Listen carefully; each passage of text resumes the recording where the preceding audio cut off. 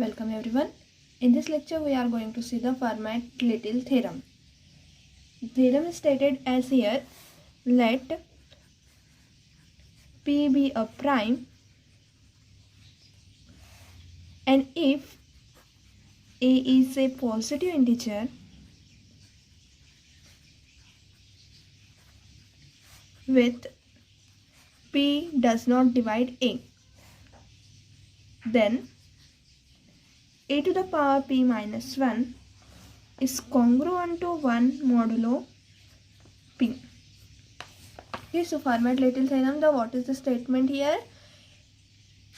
We have the any prime number P and any positive integer A, and this P is not dividing this integer A, then A to the power P minus 1 is congruent to 1 modulo P. Okay, so this A to the power this P minus 1, we have to show that this is congruent to 1 modulo P. Okay, so here we prove this theorem by using the Wilson theorem. Okay, what the Wilson theorem state that? Wilson theorem state that P minus 1 factorial is congruent to 1 modulo is congruent to minus 1 modulo P. Okay, so we use this theorem to prove this congruence. A to the power P minus 1 is congruent to 1 modulo P. So let's see the proof. We take the product, we take the integers such that as given that A is a positive integer, so we write let A be a positive integer with given that P is not dividing this A. Okay, so we consider this integer, consider the P minus 1 integers. That is, we consider integer A, comma, twice A, comma, 3A, and so on up to P minus 1 into A. Okay, so we are considering here all the P minus 1 integer which is multiplied to A. So 1 into A, 2 into A, 3 into A, up to P minus 1 into A, we have considered this. We give this as a equation number 1. We show that two cases. Firstly, none of these integer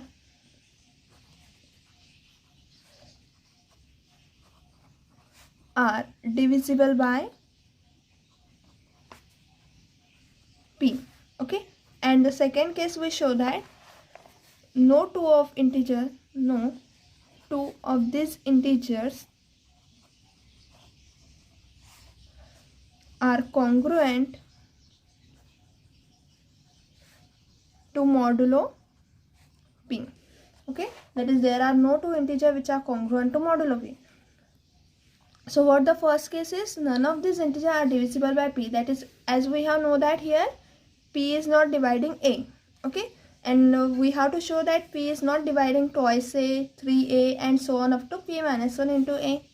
We have to show that. Okay, and no two of these integers are congruent modulo P. That is, 2A is not congruent to 3A, 3A is not congruent to something another.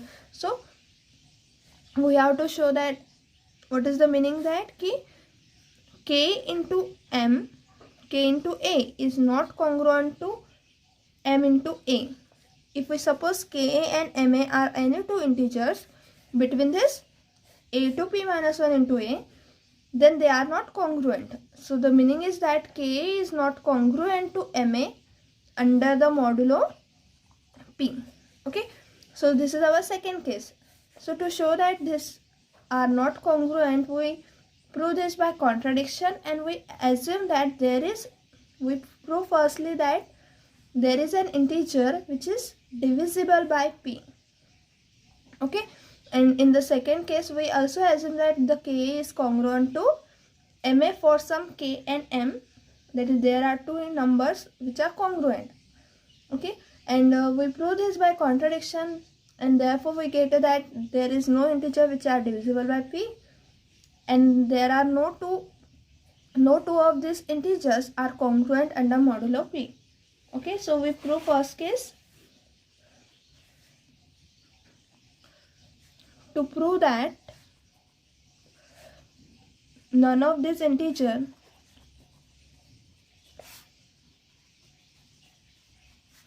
are divisible by p, we suppose that at least one of the integers, say k into a, for some k where k lies between 1 less than equals to k less than equals to p minus 1, because here integers are running from 1 to 3 up to p minus 1. So we will take 1 less than equals to k less than equals to p minus 1. We suppose it is divisible by p. What this implies then? P divides k into a. And therefore what this implies? P divides k, since p is not dividing the a. Okay, so whenever the prime number is dividing the product, then it divides at least one. So as since given that p is not dividing a, so therefore p must divide k. Okay, what this p is not dividing a, what this implies? The GCD of a comma b is equals to 1. And therefore, but what we have assumed that? We have assumed that p is not dividing any of the integer, and here this k is less than or equal to p minus 1. So k is smaller than p. Okay, so this gives a contradiction of, but what p is dividing k, but k is less than p. Okay, so this gives a contradiction. This gives a contradiction to assumption, to our assumption that p is dividing k for some k, and hence our assumption is wrong. And therefore what we can say? Therefore p is not dividing ka for all k such that 1 less than equals to k less than equals to p minus 1. Okay, so there is no k in this set of integers where p is not dividing any of this integer. Okay, now we prove second case, that to prove that none of these integers are divisible by p, that is no two of this integer are congruent to modulo p. We have to show this now. Okay, so for this we suppose in second case we let that k is not congruent to m under modulo p. That is, k and m are such integers which is lies between 1 less than equals to k less than equals to p minus 1. So know this two of integer are modulo p, right? So k comma m is congruent to, k comma m is belongs to 1, 2 and so on up to p minus 1. Now we assume that, again here we proving by contradiction. So we assume there are integer in the list given in the equation number 1, that k is congruent to k ma modulo p, where k and m are in from this list 1 to up to p minus 1. Okay, so if k is congruent to ma, we can divide it by a, so we get k is congruent to m modulo p. Okay, since the GCD of a comma p is equals to 1, therefore we can divide here, and therefore k is congruent to m modulo p. And this contradicts the assumption, because as here we have taken this k is not congruent to m modulo p. So here we get that k is congruent to m modulo p, and therefore this gives a contradiction. Okay, this contradicts the assumption k is not congruent to m modulo p. Okay, and therefore what we say, that ka is not congruent to m into a under modulo p for all k is equals to 1, 2 and so on up to p minus 1.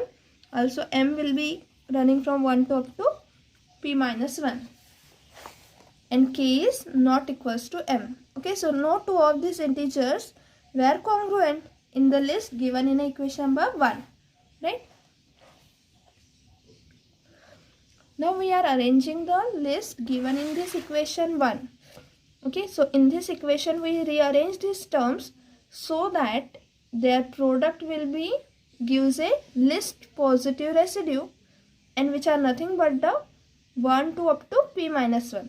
Okay, that is all this gives a residue in the manner which is nothing but our 1 to up to p minus 1. Okay, so we understand this by some example, that by we take the prime p is equals to 5 and a as any positive integer, so we take a equal to 3. Okay, so we arrange here. So here we rearrange the integers such that the residue will be the least positive integer and which is must be 1 to up to p minus 1.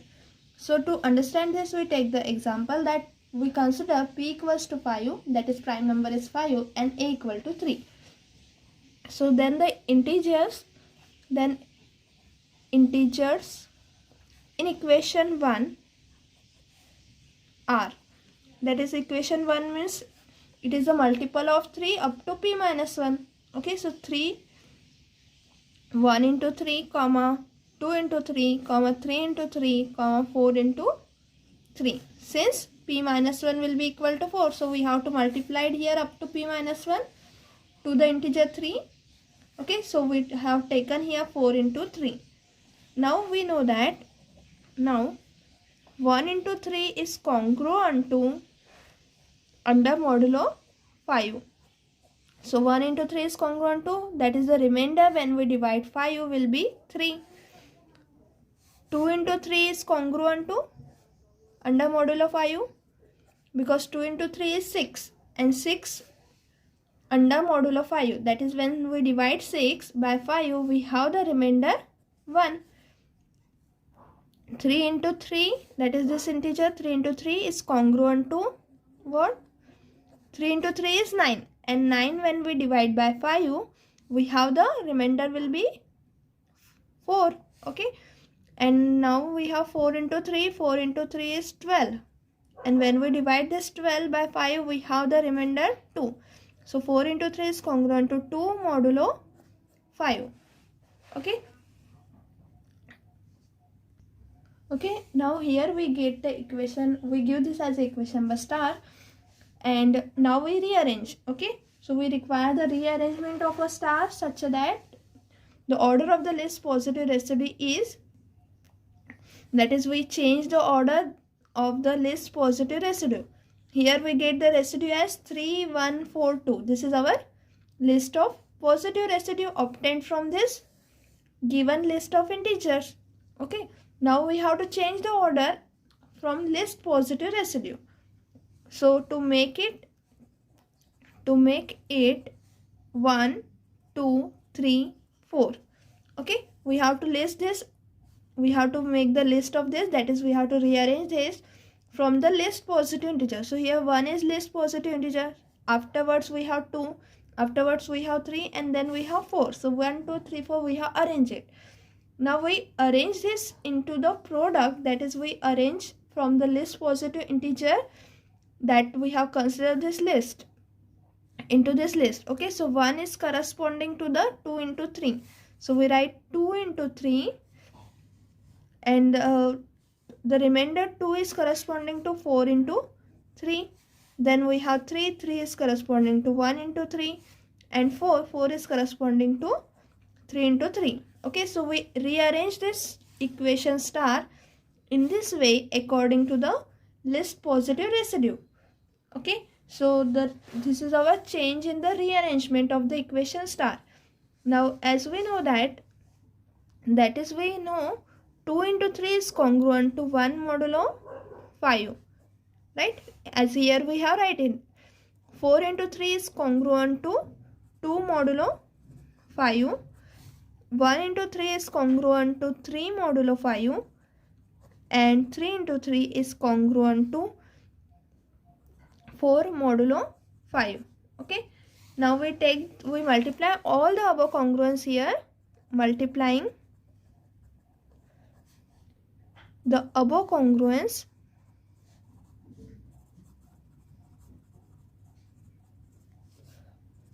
we write 2 into 3 is 2 into 3 into 4 into 3 into 1 into 3. We take the product of all this congruence, 3 into 3, okay, which is congruent to 1 into 2 into 3 into 4. 1 into 2 into 3 into 4 under modulo 5. So what this implies? Here 3, 3, 3, 3. All these 3 were repeated 4 times. So we write 3 into 4, and we have 1, 2, 3 and 4. The product of 1 into 2 into 3 into 4. That is equals to congruent to 1 into 3 into 4 modulo 5. Now since this will be equals to 1 into 3 into 4 will be our 4 factorial into 3 to the power 4 congruent to 4 factorial modulo 5. Now since 4 factorial comma 5 is has the GCD, what is the GCD of this? This is equals to 1. Okay, because we know that the GCD of 4 factorial and 5, there is no common divisor between 4 factorial and 5, right? So their GCD will be equals to 1. Now 4 factorial will be get cancelled because their GCD is equals to 1. So we can divide it by 4 factorial, and therefore we get that 3 to the power 4 is congruent to 1 modulo 5. Right? And here we get the example. As we have seen in this example that we arrange the list of given integer in equation star into the manner which is from the list positive residue, in the order of the list positive residue. So we arrange in the order of a list positive residue, and then we take the congruence according to that and multiply them. So we get that this is 3 to the power 4 is 4 factorial 3 to the power 4 is congruent to 4 factorial modulo 5. Okay, and therefore it is 3 to the power 4 congruent to 1 modulo 5. So in the same manner we arrange our equation 1, that is the integers a, twice a, thrice a up to p minus 1 into a in such a manner that we list according to the list positive integer, and therefore we get a in this way. Okay, so in this way we get the product. So after rearranging this we get the equation as, therefore taking the product of these integers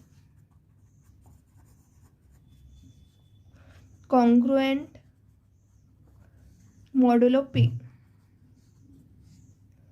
we get these integer means the integers in equation 1. So we get that